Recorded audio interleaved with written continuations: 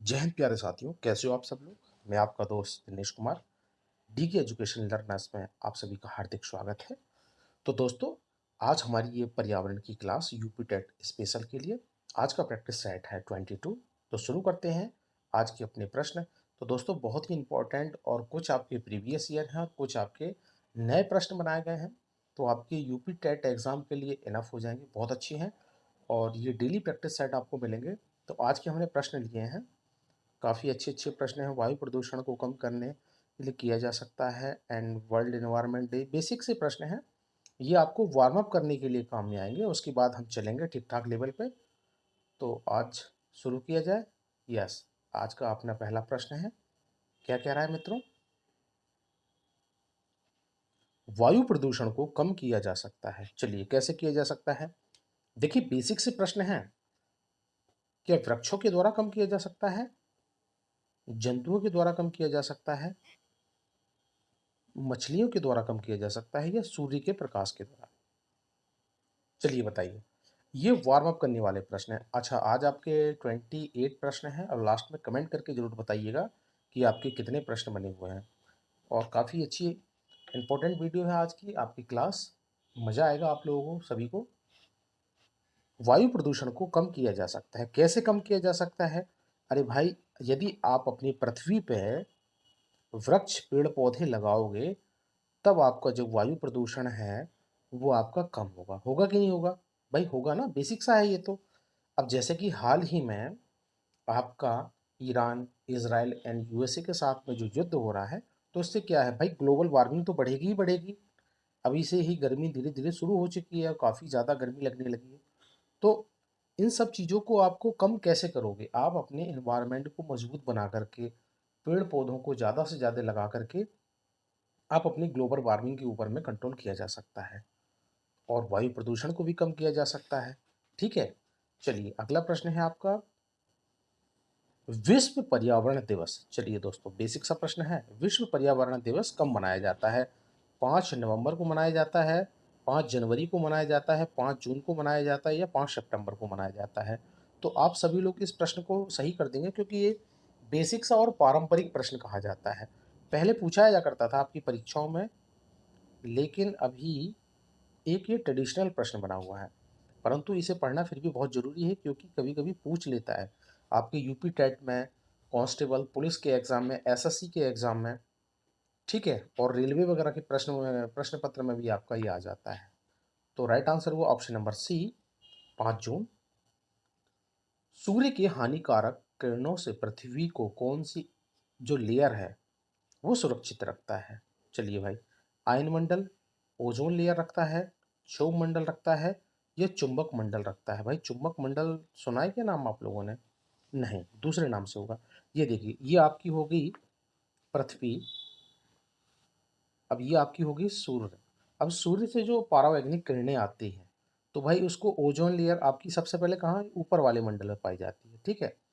और ये UV ultraviolet किरणों से आपकी पृथ्वी पर पहुंचाने से जो आपकी ओजोन लेयर है ना, ये लेयर ये उसको रोक देती है। ठीक है, जिससे कि जो बहुत ही यूवी किरणें बहुत हानिकारक होती हैं, कैंसर्स वगैरह, ये स्किन कैंसर और सो मेनी डिजीज के लिए बहुत ही घातक होती हैं। तो राइट आंसर इसका होगा आपका, क्या होगा पता चल गया होगा आपको, ozone layer, option number B right होगा आपका। किसी जगह के फ्लोरा और फेना सूचित करता है। भाई, किस जगह को फ्लोरा और फेना सूचित करता है, क्या नाम की बीमारी है ये पढ़ा होगा आप लोगों ने। भाई, जब आप टेट का एग्जाम दे रहे होंगे, तभी आपको पता चला एनवायरनमेंट में कि ये फ्लोरा और फेना भी होता है। चलिए, ऑप्शन पढ़ते हैं। पेड़ पौधे एवं जंतु को कहा जाता है, मछलियों एवं पेड़ पौधों को कहा जाता है, जंतुओं एवं मछलियों को कहा जाता है, पक्षियों एवं पेड़ पौधों को कहा जाता है। चलिए मित्रों, बताइए, पता चल रहा है आपको। देखो, इमेज से भी आपको पता चल रहा है, ये हो गया आपका फ्लोरा और ये होगा आपका फेना। आप पकड़ लीजिए इसको, क्या कह रहा है। फ्लोरा यानी क्या होता है, आपके पेड़ पौधे हो गए। ओके। और उसके बाद फोना मतलब कि आपके जंतु हो गए, ये जंतु तत्व हो गए। ये देखिए, पेड़ पौधे, घास वगैरह हो गई। ठीक है, और ये आपके जंतु हो गए। राइट, समझ गए होंगे आप लोग। तो राइट आंसर इसका बना ऑप्शन नंबर ए, बिल्कुल करेक्ट होगा आपका। पेड़ पौधे एवं जंतुओं को फ्लोरा व फौना सूचित करते हैं। चलिए अगला आपका प्रश्न है, पारिस्थितिकी तंत्र का उदाहरण है। क्या है भाई? अरे वायु है, तालाब है, जल है या मृदा है? क्या चीज है भाई? पारिस्थितिकी तंत्र का कौन सा उदाहरण होता है? ये देखिए, ये आपका बना है जलीय पारिस्थितिकी तंत्र, तो ये किसका है? ये आपका तालाब का है। तो राइट आंसर हुआ इसका ऑप्शन नंबर बी। अच्छा, ये कैसा बनता है? ये उल्टा बनता है कि सीधा बनता है? चलिए, ये सीधा होता है या उल्टा होता है? कैसा होता है भाई? तालाब का जो पारिस्थितिकी तंत्र है वो आपका हमेशा उल्टा होता है। राइट, ये भी पूछ लिया जाता है आपके एग्जाम में। तो राइट आंसर हुआ ऑप्शन नंबर बी। अब आपका अगला प्रश्न है, कौन जीवीय कारक नहीं है? देखिए, नहीं पे ध्यान दीजिएगा।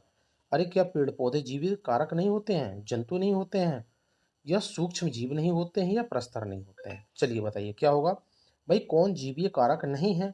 तो कौन सा नहीं है? पेड़ पौधे तो होते हैं भाई जीवित, जंतु भी होते हैं, सूक्ष्म जीव भी होते हैं, परंतु आपका जो प्रस्तर है ना, प्रस्तर, ये नहीं पाया जाता, ये जीवित नहीं होते हैं। ठीक है, तो राइट आंसर हुआ ऑप्शन नंबर डी। अधिकतर पेड़ पौधे पाए जाते हैं, कहाँ पाए जाते हैं दोस्तों? अरे स्थल मंडल में पाए जाते हैं, जल मंडल में पाए जाते हैं, वायुमंडल में पाए जाते हैं, या प्रकाश मंडल में पाए जाते हैं? कहाँ पाए जाते हैं? ऑप्शन तो आपने देख लिया। अब ये देखिए, आपका क्या मिलता है यहाँ पे? पठार मिलता है, क्या मिलता है? वन मिल रहा है आपका, क्या मिल रहे हैं? पर्वत आपके यहाँ पे मिल रहे हैं, ज्वालामुखी आपका यहाँ पे मिल रहा है ना, और चट्टानें, डिफरेंट टाइप की आपकी चट्टानें उगती हैं, तो ये कहाँ पाई जाती हैं? ये आपकी स्थल मंडल में ही तो पाई जाती हैं। लिथोस्फीयर, कहाँ पाई जाती है? लिथोस्फीयर। तो क्या हुआ इसका सही आंसर? ऑप्शन नंबर वन, ए हुआ आपका सही आंसर। स्थल मंडल इज करेक्ट आंसर। आया मजा? बहुत प्यारे प्रश्न है आज के। अन्य मृत जंतुओं पर निर्वाह करने वाले प्राणी को क्या कहते हैं? चलिए भाई, अरे जो मरे हुए जीव जंतुओं पर निर्वाह रहते हैं उसे क्या कहते हैं? पैरासाइट कहा जाता है, डिकम्पोजर कहा जाता है, स्कवेंजर कहा जाता है, ओमनीवियर कहा जाता है? क्या कहा जाता है? देखिए, ठीक ठाक लेवल का प्रश्न है। अन्य मृत जंतुओं, जीव जंतुओं पर निर्वाह करने वाले प्राणी को क्या कहते हैं? तो उसे क्या कहा जाता है? स्कवेंजर कहा जाता है। Okay, option number C is right answer. निम्न में से कौन विश्व ऊष्मायन का उदाहरण है? देखिए, विश्व ऊष्मायन मतलब कि ग्लोबल वार्मिंग के बारे में पूछ रहा है ये। क्या जल प्रदूषण होगा, मृदा प्रदूषण होगा, वायु प्रदूषण होगा, या ध्वनि प्रदूषण होगा? भाई, विश्व ग्लोबल वार्मिंग ऊष्मायन का कारण आपका क्या हो जाएगा? देखिए, वायु प्रदूषण आपका ये एक इंपॉर्टेंट कारक बनता है। ठीक है, तो ऑप्शन नंबर सी बिल्कुल करेक्ट है यहाँ पे। महासागर ने पृथ्वी पृष्ठ की अधिकांश जगह को घेर रखा है। ठीक है, चलो, जो क्या कहा है, जो लगभग कितना प्रतिशत है ये पूछ रहा है। वही third upon fourth, one upon two, one upon fourth, या टू अपॉन थर्ड? तो क्या होगा इस प्रश्न का सही आंसर? अरे महासागर ने पृथ्वी पृष्ठ या भूमि की अधिकांश जगह को घेर रखा है, तो क्या है इसका लगभग प्रतिशत? तो इसका प्रतिशत आपका बनेगा 3/4। ऑप्शन नंबर ए राइट है। अगला प्रश्न है, भारत तथा दूसरे देशों में प्रदूषण को रोकने के लिए बनाए गए नियम का प्रयोग रोकता है? क्या रोकता है भाई? अरे भारत के अलावा जो और विश्व में बहुत सारे जो देश हैं, जो प्रदूषण को रोकने के लिए उन्होंने क्या काम किए हैं? नियम बनाए हैं। तो वो कौन सा प्रदूषण है बेसिकली पूछ रहा है भाई। क्या कागज के थैले से प्रदूषण होता है, या प्लास्टिक के थैलों से, पॉलीथीन से, लाइलॉन के थैले से, या चमड़े के थैले से? तो देखिए, बेसिक सा प्रश्न था, तो इसका सही आंसर आपका बनेगा। देखिए, पॉलीथीन जो है आपकी, ये इतनी जल्दी डिकम्पोज नहीं होती है। ये हजारों वर्ष तक, सैकड़ों वर्षों तक ऐसे के ऐसे ही पाई जाती है। और इसके जो छोटे छोटे टिश्यूज जो होते हैं, आप लोगों ने देखा होगा, जो काफ़ी पुरानी पॉलीथीन्स होती है ना, तो वो क्या करती है? वो पानी में घुल जाती है। किस में घुल जाती है? ये पानी में घुल जाती है। हाल ही में एक अनुसंधान खोज के द्वारा ये पाया गया है कि मनुष्य के शरीर में भी पॉलीथीन ने अपना इंटरसेप्शन कर लिया है। उसके डीएनए तक के, कहाँ? मनुष्य के डीएनए में भी ये पाई गई है। तो देख रहे हैं आप, कितनी भयानक है और कितनी विनाशकारी है पॉलीथीन। तो इसको आपको अवॉइड करना है। तो राइट आंसर हुआ आपका ऑप्शन नंबर बी। तो दोस्तों ध्यान रखिएगा, ये पॉलीथीन इस पृथ्वी को विनाश करने पे तुली हुई है। तो अवॉइड करिएगा, जहाँ तक हो सकते हैं तो अपने घर के थैलों में कपड़ों के थैलों का इस्तेमाल कीजिए और पॉलीथीन का उपयोग बिल्कुल ही बंद कर दीजिए। ये आपके एग्ज़ाम के अकॉर्डिंग तो प्रश्न है, लेकिन अपने अपने जीवन व अपने भविष्य को बचाने के लिए भी ये आपके प्रश्न बहुत इम्पोर्टेंट है। हवा में उपस्थित ऑक्सीजन का प्रतिशत है, कितना है भाई ऑक्सीजन का प्रतिशत? 44% है, 23 है, 40% है या 21% है? तो देखिए, वायुमंडल के अंतर्गत जो सबसे ज़्यादा आपकी तो ऑक्सीजन पाई जाती है नाइट्रोजन, इसका कितना परसेंटेज है? ये है आपका 78%। अच्छा, ऑक्सीजन कितनी पाई जाती है? तो जो आपके प्रश्न में पूछा है, हवा में उपस्थित ऑक्सीजन का जो प्रतिशत है वो आपका होता है 21%। तो बेसिक सा प्रश्न था। कई बार आपके एग्जाम में नाइट्रोजन से पूछ लिया जाता है कि कितने पाई जाती है, इस बार आपका ऑक्सीजन से पूछ लिया है, तो ध्यान रखिएगा। फिर उसके बाद आपका पूछता है कार्बन डाइऑक्साइड कितनी है। बस 3 चीज़ों से इसके प्रश्न बनते हैं। तो right answer option number D, परम तापमान पैमाना कौन सा होता है? ध्यान दीजिएगा, किसके बारे में पूछ रहा है? परम तापमान पैमाना कौन सा होता है? सेल्सियस होता है, फ़ारेनहाइट होता है, केल्विन होता है या ऑल ऑफ दीज होता है? तो क्या हो इस प्रश्न का राइट आंसर? भाई बहुत कम बच्चे बता पाएंगे इसको। परम तापमान पैमाना कौन सा होता है? तो ये आपका होता है केल्विन। ऑप्शन नंबर सी बिल्कुल आपका यहाँ पे राइट है। कमेंट में बताना किस किस को पता था ये।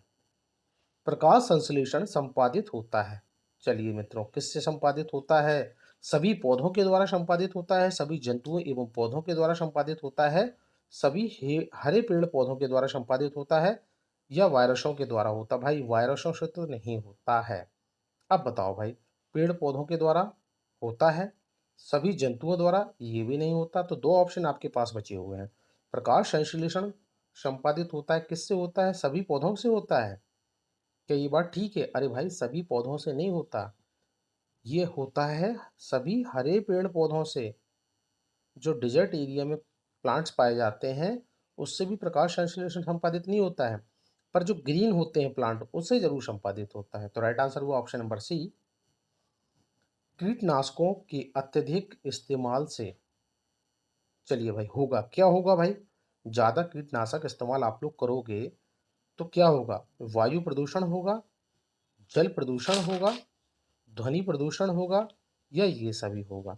तो भाई ये सभी तो नहीं होगा। क्यों नहीं होगा? क्योंकि इसमें ध्वनि प्रदूषण आ गया। अब देखो, कीटनाशकों से वायु प्रदूषण तो होगा ही होगा, लेकिन सबसे ज़्यादा क्या होता है? जल प्रदूषण भी होता है।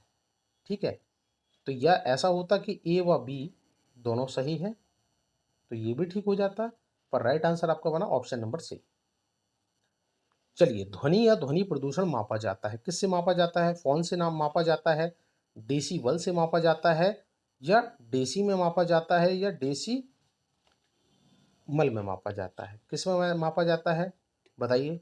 ये आपका किस में मापा जाता है? ये आपका डेसी बल में मापा जाता है। ठीक है, ये वल में नहीं जाता, मल में नहीं जाता। ठीक है, डेसी बल में मापा जाता है। ठीक, निम्न में से कौन पर्यावरण के लिए हानिकारक है? बताइए दोस्तों, फिर से वही प्रश्न बना है। कागज है, कपड़ा है, धातु है या प्लास्टिक है? क्या है प्यारे मित्रों? भाई ना तो कागज होगा, ना तो कपड़ा होगा, ठीक है, और ना आपकी धातु होंगी। क्या होगा आपका? आपका होगा प्लास्टिक। ऑप्शन नंबर डी बिल्कुल बेसिक सा प्रश्न था, सभी लोग सही करोगे आप।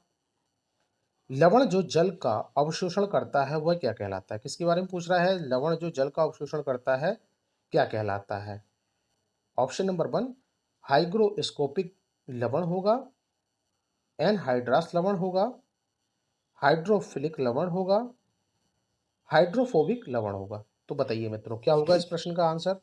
अरे लवण जो जल का अवशोषण करता है क्या होगा? अब वो होगा आपका हाइग्रोस्कोपिक लवण। ऑप्शन नंबर ए बिल्कुल सही है।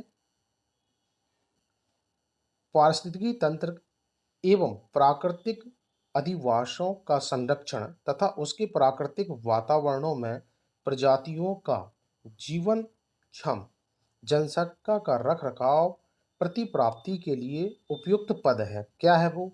क्या कोट संरक्षण होगा, स्वस्थानी संरक्षण होगा, अपस्थानी संरक्षण होगा या परिधीय संरक्षण होगा? बताइए क्या होगा इस प्रश्न का सही आंसर? थोड़ा सा बड़ा लेवल का हो गया ये प्रश्न, क्या होगा बताइए? वो होगा आपका स्वस्थानीय संरक्षण। ऑप्शन नंबर बी आपका बिल्कुल यहाँ पे सही होगा।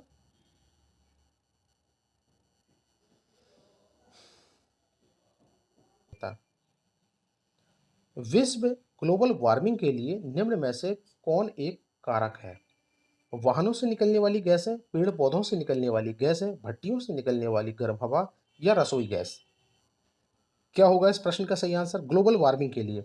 वाहनों से निकलने वाली गैसें ठीक है, चलो ये भी करती हैं। भट्टियों से निकलने वाली गर्म हवा ये करती है परंतु इतनी इंपॉर्टेंट नहीं है। पेड़ पौधों से निकलने वाली गैसें ये भी कोई नहीं है। तो राइट आंसर होगा इसका ऑप्शन नंबर ए। देखिए जो भी आपके वाहन हैं उससे जो निकलने वाली गैसें हैं, ठीक है, वो आपकी ग्लोबल वार्मिंग के लिए भी जिम्मेदार कहलाई जाती हैं। तो राइट आंसर हुआ ऑप्शन नंबर ए। धातुतम प्रस्तर किसे कहा जाता है? ध्यान दीजिएगा किसके बारे में पूछ रहा है। धातुतम प्रस्तर किसे कहा जाता है? बिटुमिन को कहा जाता है, बॉक्साइट को कहा जाता है, मेटालाइट को कहा जाता है या अयस्क को कहा जाता है? चलिए धातु में प्रस्तर किसे कहा जाता है? तो ये किसे कहा जाता है? ये कहा जाता है आपका ऑप्शन नंबर बी होगा इसमें राइट आंसर। बॉक्साइट को कहा जाता है। B is right. पेड़ पौधे प्रदूषण को घटाते हैं क्योंकि वे अवशोषित करते हैं। किसे अवशोषित करते हैं भाई? अरे सल्फर डाइऑक्साइड को अवशोषित कर लेते हैं क्या? कार्बन डाइऑक्साइड को कर लेते हैं या कार्बन मोनोऑक्साइड को करते हैं या नाइट्रोजन को करते हैं? तो देखो नाइट्रोजन तो 78% आपकी इन्वायरमेंट में पाई जाती है। तो पेड़ पौधे जो हैं वो कार्बन डाइऑक्साइड को अवशोषित कर लेते हैं और क्या देते हैं? ऑक्सीजन देते हैं, प्राणवायु। तो राइट आंसर वो ऑप्शन नंबर बी। चलिए भूकंप मापा जाता है, किससे मापा जाता है? बोफोर्ट मैपानी में मापा जाता है, डेसिबल में मापा जाता है, न्यूटन में मापा जाता है, ये रिएक्टर पैमाने पे मापा जाता है। किस पे मापा जाता है प्यारे मित्रों? क्या होगा इस प्रश्न का सही आंसर? बेसिक सा प्रश्न था, रट्टा लगा रखा होगा आप लोगों ने। तो राइट आंसर होगा option number D. Richter scale या रिएक्टर पैमाने पे मापा जाता है। महासागरों में जल स्तर वृद्धि का कारण है, क्या है भाई? अरे ध्रुवीय प्रदेशों में बर्फ का पिघलना, अत्यधिक वर्षा होना, अम्ल वर्षा होना या उपरोक्त में से कोई नहीं होगा। महासागरों में जल स्तर वृद्धि होने का कारण बेसिकली कारण है आपका ग्लोबल वार्मिंग के कारण जो ध्रुवीय प्रदेशों में बर्फ जो पिघल रही है ना, वो आपका कारण बनता है। ऑप्शन नंबर ए ध्रुवीय प्रदेश में बर्फ का पिघलना राइट आंसर। वातावरण में अत्यधिक हानिकारक सल्फर मिश्रित गैस कौन सी है? एस है, S2S है, SF6 है या SO2 है? कौन सी है दोस्तों? वो आपकी है SO2। इसे क्या बोलते हैं? Sulphur dioxide. Okay, SO2। Option number D right होगा आपका। चलिए यहाँ पे होता है या ये आपकी क्लास कंप्लीट। तो बताइएगा सेशन कैसा लगा और डेली प्रैक्टिस के लिए कमेंट करिएगा और चैनल को सब्सक्राइब और लाइक जरूर करिएगा। तो आपको मिलेंगे अगले प्रैक्टिस सेट में, तब तक अपना ध्यान रखिए। जय हिंद, वंदे मातरम, take care, bye bye for all of you.